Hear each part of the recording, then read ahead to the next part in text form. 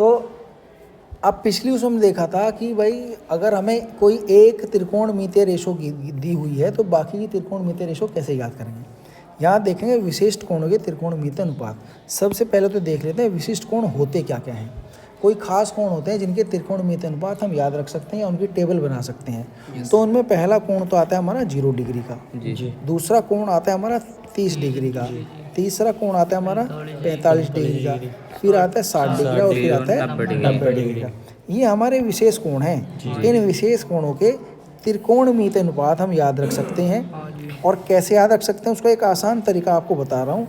ये आसान तरीका आप एक बार समझ जाओगे, आपको याद रखना है और इसको नोट कर लेना अपनी नोटबुक में अच्छे से। जब भी कोई हमारा एग्जामिनेशन का टाइम होगा तो इस तरह के क्वेश्चन त्रिकोणमितीय आएंगे तो सबसे पहले जो आपको मैं अब करना सिखाऊंगा वो करना है जी। तो यहाँ पे सबसे ऊपर लिखना है आपको साइन। सबसे पहले जो हम निकालेंगे त्रिकोणमितीय अनुपात साइन के लिए निकालेंगे जी। साइन के बाद जो हम त्रिकोणमितीय अनुपात निकालेंगे वो कोस के लिए निकालेंगे। तो पहले साइन के लिए कैसे निकालने हैं देख लेते हैं, ध्यान से समझेंगे। तो साइन के लिए निकालने के लिए सबसे पहले लिखते हैं 0 1 2 3 4 आ गए।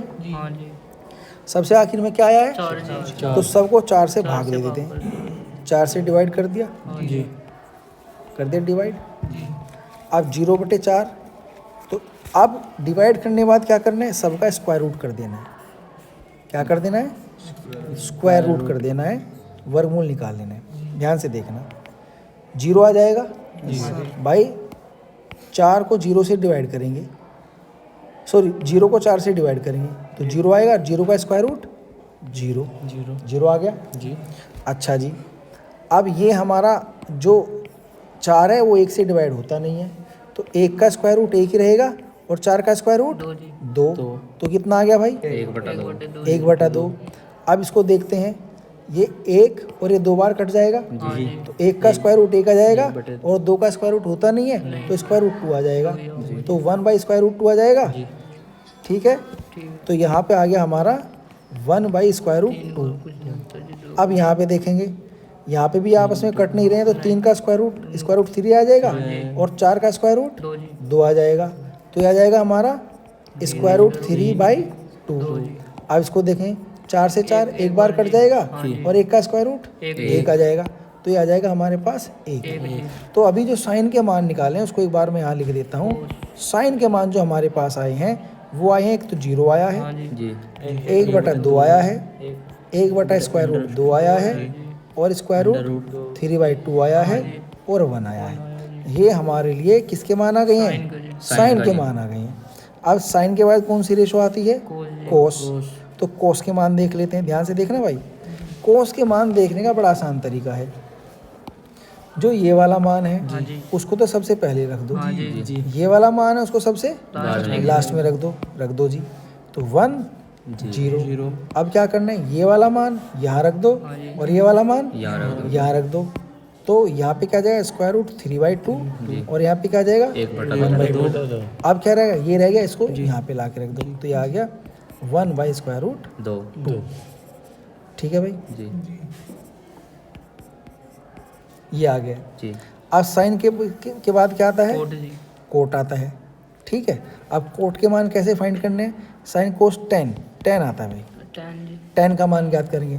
10 का मान ज्ञात करने के लिए सबसे आसान तरीका है, ये जो साइन और कोस के बीच वाली लाइन है इसको लाइन बना दो, भाग की लाइन बना दो, डिवाइड की लाइन बना दो, बटे की लाइन बना दो। तो ये क्या बन जाएगा 0/1। तो 0 को 1 से भाग करेंगे तो 0 ही आएगा। तो 0 का मान 0 आ गया। समझ में आ गई बात।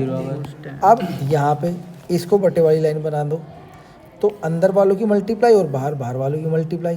तो इस 2 से ये 2 कट जाएगा, 1/स्क्वायर रूट 3 आ जाएगा। तो क्या आ गया 1/स्क्वायर रूट 3। अब यहाँ पर देखो, इसको बटे वाली लाइन बनाएंगे तो ऊपर भी वही है और नीचे भी वही है, तो डिवाइड करेंगे तो 1 ही आ जाएगा। अगर सेम नंबर से सेम नंबर को भाग देते हैं तो 1 आ जाता है। तो यहाँ पे आ जाएगा 1 आ गया। अब यहाँ पर देखो, इसको बटे की लाइन बना दो तो 2 से 2 कैंसिल आउट हो जाएगा, स्क्वायर रूट 3/1 बचेगा और नीचे 1 है तो उसको चाहे छोड़ भी दो तो स्क्वायर रूट 3 आ जाएगा हमारा। तो ये आएगा स्क्वायर रूट 3। अब यहाँ पे देखो, यहाँ पे 1/0 है, 1/0 इन्फिनाइट हो जाता है, लेकिन इस साइन 90 के लिए, tan 90 के लिए जो tan फंक्शन है हाँ जी। वो 90 डिग्री के लिए डिफाइंड नहीं है, हाँ क्योंकि जी। उसका मान क्या आ रहा है, इन्फिनाइट अनंत आ रहा है। तो इसको हम क्या लिखें, नॉट डिफाइंड। डिफाइंड नहीं है ये, tan का फंक्शन 90 डिग्री के लिए डिफाइंड नहीं है, क्योंकि नहीं। यहाँ पर इसका मान अनंत आ रहा अनंत है, है। सही मान नहीं आ रहा है। हाँ बात जी। समझ आ गई भाई? जी। साइन कोस टेन तीनों के मान ज्ञात हो गए। साइन कोस अब tan बाकी जो मान हैं उनके मान क्या करने, इनके उल्टे करके ज्ञात कर लेने हैं। जैसे कि अभी हमें मान ज्ञात करना है tan के बाद, मान लो हमें लिखना है कोट, साइन कोस tan। ठीक है, कोट सेक कोसेक। हाँ जी। कोट का मान ज्ञात करते हैं। कोट किसका उल्टा होता है भाई, कोट tan का उल्टा होता है, tan का जी। ठीक है।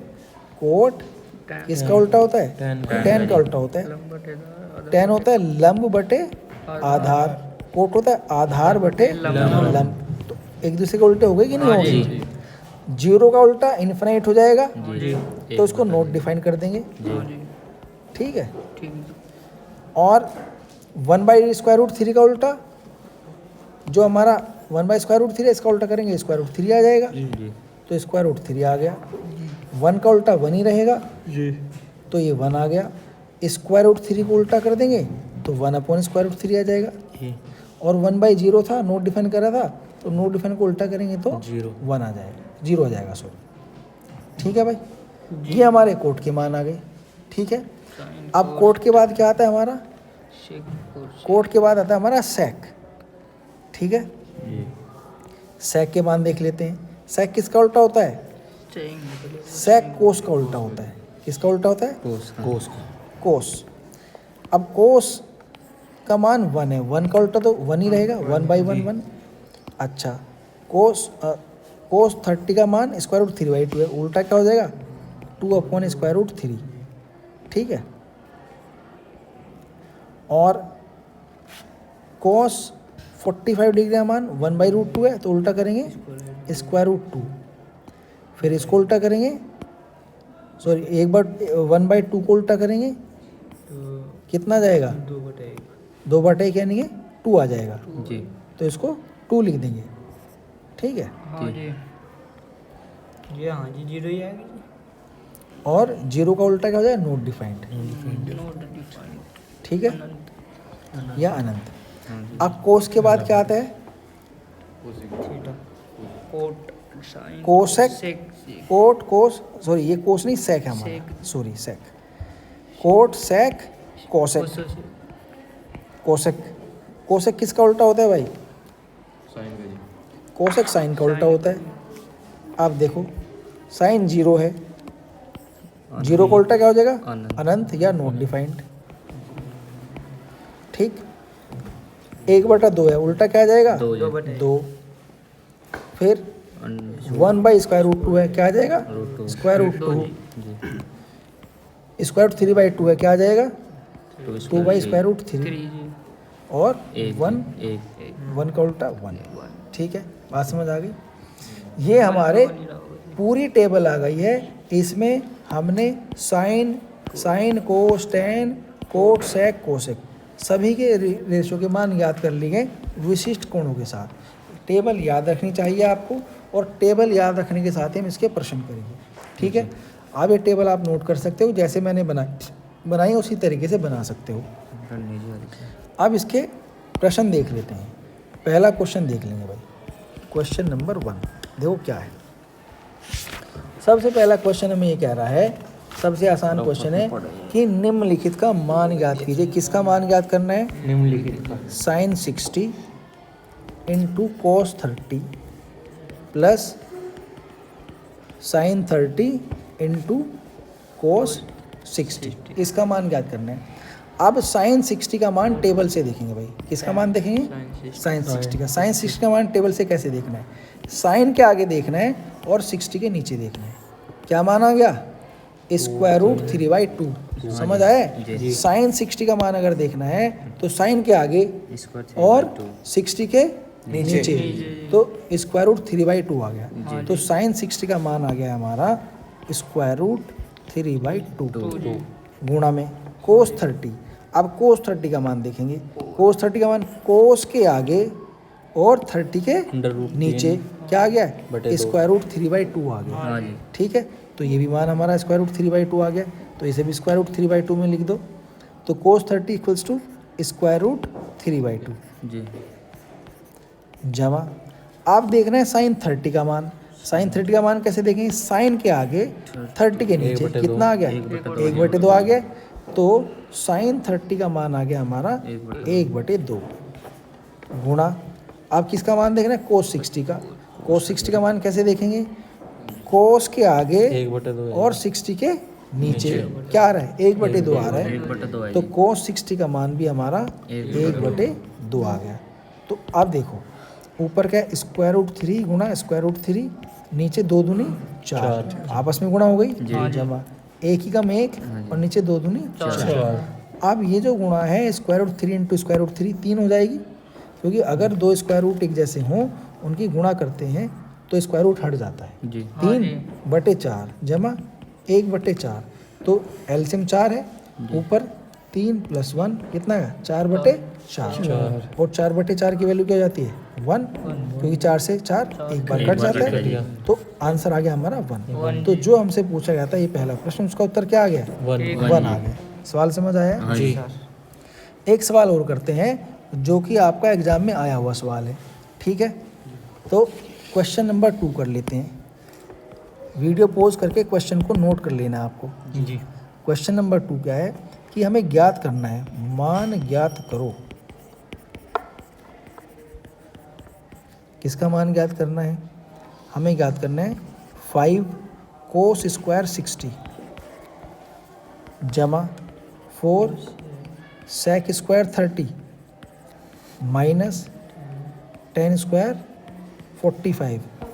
डिवाइड कर दिया इसको, किससे डिवाइड करा है, साइन स्क्वायर 30 से जमा कोस स्क्वायर 30, ठीक है। अब यहाँ पे देखेंगे, टेबल आपने सामने रखो, मान मैं जो लिखता चला जाऊंगा वो देखते चले जाएंगे, ठीक है। तो सबसे पहले कोस 6 इसका मान रखें 5 गुणा, अब हम मान रखना है कोस स्क्वायर 60 का। कोस 60 का मान होता है 1/2, टेबल से देखकर हमें पता चलेगा, टेबल आपके सामने रखोगी उसमें आपने नोट करी होगी, चेक कर लेना। तो कोस 60 का मान है 1/2, कोस स्क्वायर 60 का मान 1/2 का स्क्वायर जमा 4। अब हमें लिखना है सेक स्क्वायर 30, सेक 30 का मान होता है, कोस का उल्टा है स्क्वायर रूट 3/2 कोस का मान हो गया, तो सेक 30 का मान होता है 2/√3। टेबल में देख लेना यही मिलेगा। अब हमें सेक स्क्वायर 30 लिखना है, तो क्या करेंगे, इसका स्क्वायर कर देंगे, तो 4 गुणा सेक 30 का मान होता है 2/√3 और इसका स्क्वायर कर देंगे माइनस। अब हमें tan स्क्वायर 45 का मान लिखना है, tan 45 का मान होता है 1, टेबल में देख लेना, और स्क्वायर करेंगे तो -1 का स्क्वायर। समझ आया यहाँ तक, डिवाइड करना है, डिवाइड किससे करना है, साइन स्क्वायर 30, साइन 30 का मान देखेंगे 1/2 होता है, तो साइन स्क्वायर 30 का मान हो जाएगा 1/2 का स्क्वायर प्लस। अब कोस स्क्वायर 30 का मान लिखना है, कोस 30 का मान देखोगे स्क्वायर रूट 3/2 होता है, टेबल से देखोगे आप, तो कोस स्क्वायर 30 करेंगे तो स्क्वायर रूट 3/2 का स्क्वायर कर देंगे। समझ आ गया। आप इसको हल करते हैं, सबसे पहले तो ये देखो भाई, 5 गुणा 1/2 का स्क्वायर है, 1 का स्क्वायर तो 1 ही रहेगा, 2 का स्क्वायर 4 हो जाएगा, तो 1/4 आ जाएगा कि नहीं आ जाएगा, तो ये आ जाएगा हमारे पास 5 गुणा 1/4 जमा, यहाँ पर देखें 2 का स्क्वायर 4 हो जाएगा, स्क्वायर रूट 3 का स्क्वायर 3 रहेगा, स्क्वायर रूट है, अगर अकेला 3 होता तो 9 हो जाता, लेकिन स्क्वायर रूट का जब स्क्वायर करेंगे तो स्क्वायर रूट हटता है केवल, ठीक है। तो क्या जाएगा, ऊपर 4 आएगा, नीचे 3 आएगा, तो 4 गुणा 4/3, ठीक है भाई, -1, नीचे डिवाइड करेंगे 1/2 का स्क्वायर 1/4 जमा स्क्वायर 3/2 का स्क्वायर 3/4, क्यों, क्योंकि 2 का स्क्वायर 4, ठीक।